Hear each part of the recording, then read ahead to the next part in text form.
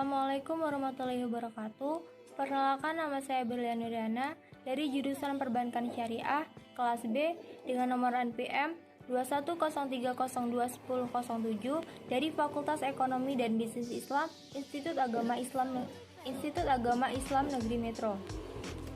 Di sini saya akan membahas tentang sejarah pemikiran ekonomi Islam dengan judul Pemikiran Ekonomi Islam pada masa Khulafaur Rasyidin dengan dosen pengampu Bapak Muhammad Hanafi Zuardi, SHI MSI.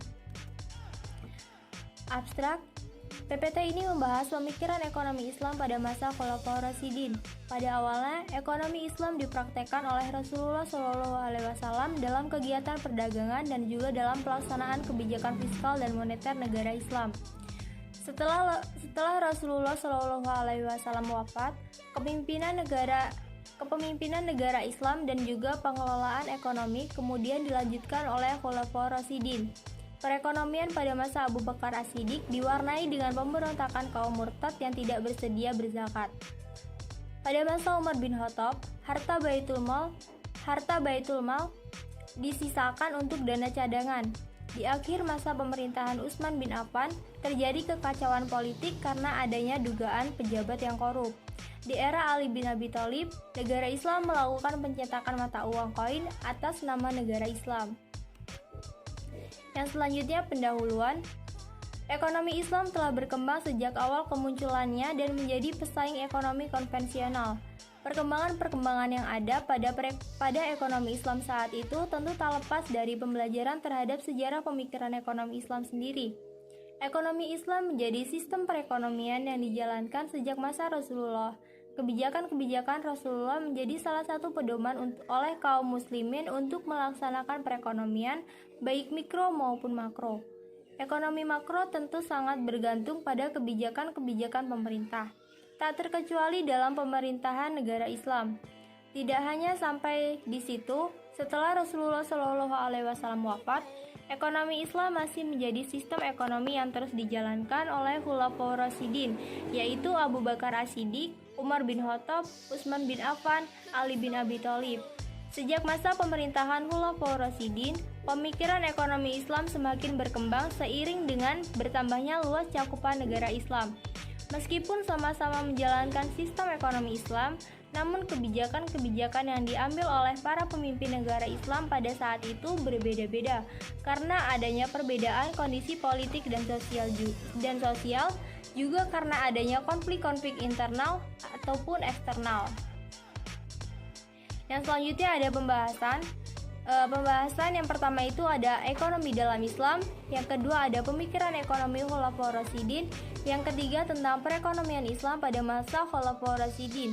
Yang A ada Abu Bakar As-Siddiq, yang B Umar bin Khattab, C Utsman bin Affan, dan D Ali bin Abi Thalib. Yang pertama, ekonomi dalam Islam. Islam mendorong pemeluknya untuk bekerja. Allah menjamin bahwa Ia telah menetapkan rezeki setiap makhluk yang diciptakannya. Adapun ciri-ciri sistem ekonomi dalam Islam adalah sebagai berikut. Yang pertama, multi-type ownership, atau dalam Islam berlaku prinsip kepemilikan multijenis, yakni diakuinya bermacam-macam bentuk kepemilikan baik oleh swasta, negara atau campuran. Yang kedua ada freedom to act, atau kebebasan bertindak atau berusaha. Para pelaku ekonomi dan bisnis menjadikan Nabi sebagai teladan dan model dengan melakukan aktivitas perekonomian. Yang ketiga ada social justice, atau prinsip keadilan sosial lahir dari gabungan nilai khilafah dan nilai ma'at. Ekonomi Islam adalah ekonomi ilahiyah karena titik berangkatnya adalah dari Allah, dengan tujuan mencari ridho Allah dan cara-caranya tidak bertentangan dengan syariat-syariatnya. Ekonomi Islam juga bertujuan untuk memungkinkan manusia memenuhi kebutuhan hidupnya yang disyariatkan. Manusia perlu hidup dengan pola kehidupan yang rabbani dan sekaligus manusiawi, sehingga ia mampu melaksanakan kewajiban kepada Tuhannya, kepada dirinya, kepada keluarganya, dan kepada manusia secara umum. Khalaf berpendapat, orang Islam tidak harus orang Muslim, tapi Selama orang tersebut berkeinginan untuk menerima paradigma Islam, maka ia dapat disebut sebagai Islamic man. Jika seorang sudah bisa menerima 3 pilar sistem ekonomi Islam, maka segala keputusan yang ia buat pastinya akan berbeda dengan orang yang menjalankan ekonomi konvensional. 3 pilar tersebut adalah: A. Segala sesuatu adalah mutlak milik Allah. Umat manusia adalah sebagai khalifahnya atau memiliki hak atau bertanggung jawab. Yang B. Tuhan itu satu, hanya hukum Allah yang dapat diberlakukan. Yang C.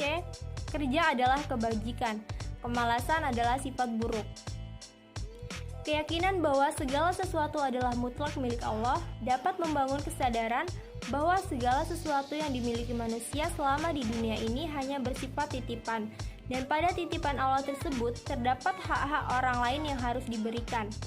Adanya kesadaran atas hak-hak orang lain ini yang membuat yang kemudian dapat membangun hubungan sosial dalam suatu lingkungan masyarakat dan melancarkan kegiatan-kegiatan perekonomian. Yang kedua ada pemikiran ekonomi Khulafaur Rasyidin. Rasulullah bersabda, "Dan sesungguhnya para ulama itu adalah pewaris para nabi. Dan sesungguhnya para nabi itu tidak mewarisi dinar dan tidak juga dirham, tetapi mereka mewarisi ilmu. Maka barang siapa yang mengambilnya atau mengambil ilmu yang menjadi warisan para nabi, dia telah mengambil bagian yang sangat mewah." Nabi Muhammad SAW tidak meninggalkan wasiat tentang siapa yang akan menggantikan beliau sebagai pemimpin umat Islam setelah wafatnya beliau. Beliau tampaknya menyerahkan persoalan tersebut kepada kaum muslimin sendiri untuk menentukannya. Karena itulah, tidak lama setelah beliau wafat, sejumlah tokoh Muhajirin dan Ansor berkumpul di balai kota Bani Sa'idah, Madinah. Mereka memusyawarahkan barang siapa yang akan dipilih sebagai pemimpin. Dengan semangat ukhuwah Islamiyah yang tinggi, akhirnya Abu Bakar terpilih. Yang ketiga, perekonomian Islam pada masa Khulafaur Rasyidin. Yang A, ada Abu Bakar As-Siddiq. Setelah wafatnya Rasulullah SAW, Abu Bakar As-Siddiq yang memiliki nama lengkap Abdullah bin Abdul Quhafah At-Tamimi terpilih sebagai khalifah Islam yang pertama. Abu Bakar As-Siddiq merupakan pemimpin agama sekaligus kepala negara kaum muslimin. Masa pemerintahannya hanya berlangsung selama 2 tahun. Abu Bakar As-Siddiq banyak menghadapi persoalan dalam negeri yang berasal dari kelompok yang murtad, nabi palsu, dan pembangkang. Pada akhirnya, perang terhadap kemurtadan ini berakhir dan kemenangan berada di tangan Khalifah Abu Bakar. Pemikiran ekonomi yang paling penting dari peristiwa perang melawan kemurtadan ini adalah bahwa Abu Bakar telah mampu membuat prinsip penting dalam perpajakan Islam, yakni menegakkan zakat sebagai sumber pendapatan negara. Dalam pendistribusian harta Baitul Mal, prinsip yang diterapkan Abu Bakar adalah kesamarataan, yakni memberikan jumlah yang sama kepada semua sahabat Rasulullah dan tidak membeda-bedakan antara sahabat yang terlebih dahulu memeluk agama Islam dengan sahabat yang kemudian, antara hamba dengan orang merdeka, dan antara pria dengan wanita. Selama masa pemerintahan Abu Bakar As-Siddiq, harta Baitul Mal tidak pernah menumpuk dalam jangka waktu yang lama karena harta Baitul Mal langsung didistribusikan kepada seluruh kaum muslim. Bahkan ketika Abu Bakar wafat, dalam perbendaharaan negara hanya ditemukan 1 dirham. Apabila pendapatan meningkat, seluruh kaum muslimin mendapat manfaat yang sama dan tidak ada seorang pun yang dibiarkan dalam kemiskinan. Yang selanjutnya ada perekonomian pada masa Khulafaur Rasyidin, yaitu pada masa Umar bin Khattab. Masa kepemimpinan Umar bin Khattab berlangsung selama 10 tahun. Selama masa itu, Umar bin Khattab banyak melakukan ekspansi hingga wilayah Islam meliputi Jazirah Arab, sebagian wilayah kekuasaan Romawi, yaitu Syria, Palestina, dan Mesir, dan seluruh wilayah kerajaan Persia, termasuk Irak. Dalam pelaksanaan kegiatan ekonomi negara, setelah melakukan musyawarah dengan para pemuka sahabat, Khalifah Umar bin Khattab memutuskan untuk tidak menghabiskan seluruh harta Baitul Mal sekaligus, tetapi dikeluarkan secara bertahap, sesuai dengan kebutuhan yang ada. Bahkan disediakan dana cadangan. Baitul Mal secara tidak langsung berfungsi sebagai pelaksana kebijakan fiskal negara Islam dan khalifah merupakan pihak yang berkuasa penuh terhadap harta Baitul Mal. Selama 10 tahun masa kepemimpinan, banyak kemajuan yang dialami umat Islam. Dapat dikatakan, pemerintahan Umar merupakan abad keemasan dalam sejarah Islam. Prinsip yang diterapkan Khalifah Umar bin Khattab dalam mendistribusikan harta Baitul Mal adalah prinsip keutamaan. Ia berpendapat bahwa kesulitan yang dihadapi umat Islam hendaknya diperhitungkan dalam menentukan bagian seorang dari harta negara, dan karenanya keadilan menghendaki usaha seseorang serta tenaga yang telah dicurahkan dalam memperjuangkan Islam harus dipertahankan dan dibalas dengan sebaik-baiknya. Namun setelah itu, Khalifah Umar bin Khattab menyadari bahwa cara yang dipakainya tersebut keliru, karena berdampak negatif terhadap strata sosial dan kehidupan masyarakat. Khalifah Umar bin Khattab pun bertekad akan mengubah kebijakannya tersebut apabila masih diberi kesempatan hidup. Akan tetapi, sebelum rencana tersebut direalisasikan, Khalifah Umar bin Khattab tewas terbunuh. Dan selanjutnya pada masa Utsman bin Affan. Selama kepemimpinan Utsman bin Affan tidak melakukan inovasi dalam bidang ekonomi. Kebijakan perekonomian yang diterapkan hanya meneruskan dari kebijakan-kebijakan khalifah pendahulunya. Dalam pendistribusian harta Baitul Mal, Khalifah Utsman bin Affan menerapkan prinsip keutamaan seperti halnya Umar bin Khattab. Ia juga menerapkan kebijakan berupa membagi-bagikan tanah negara kepada individu untuk reklamasi dan kontribusi kepada Baitul Mal.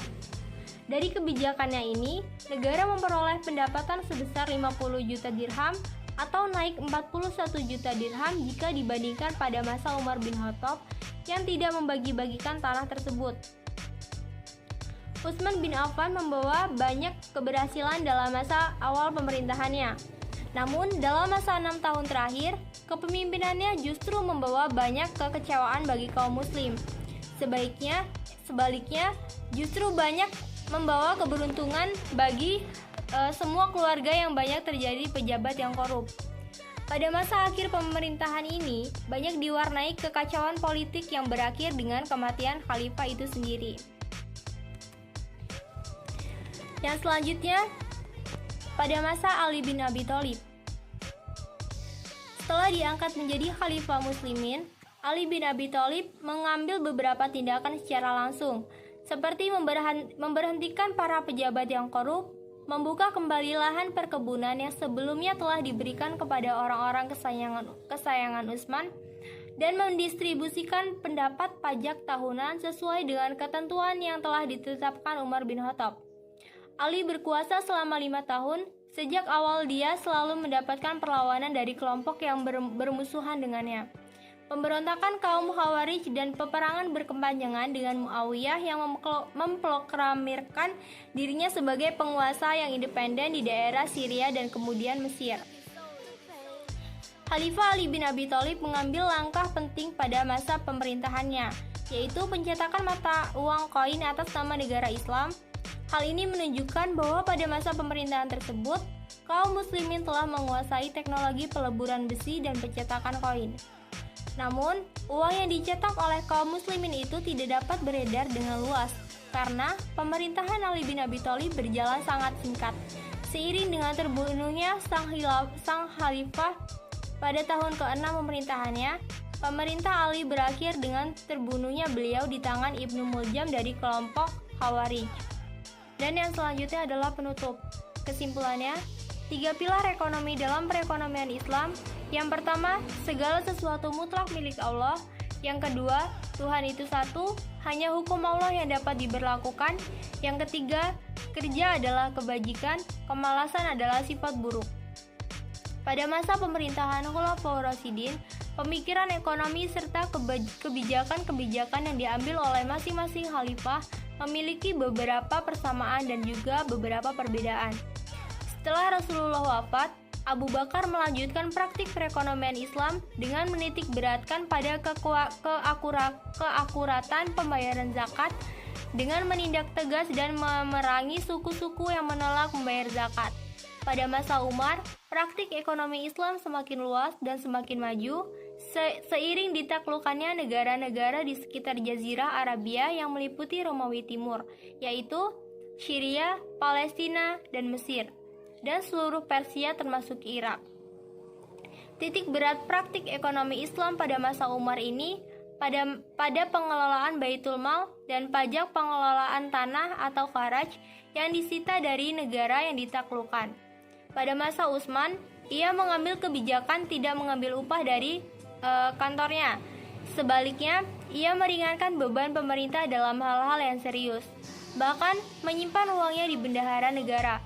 Pada masa Ali bin Abi Thalib, pajak terhadap pemilik hutan sebesar 4.000 dirham dan mengizinkan Ibnu Abbas, gubernur Kufah, memungut zakat terhadap sayuran segar yang akan digunakan sebagai bumbu masakan. Pada sama pemerintahannya juga, Ali mempunyai prinsip bahwa pemerataan distribusi uang rakyat yang sesuai dengan kapasitasnya. Sekian yang dapat saya sampaikan. Apabila di dalam presentasi saya terdapat kekurangan dan kesalahan, saya memohon maaf yang sebesar-besarnya. Saya akhiri. Wassalamualaikum warahmatullahi wabarakatuh.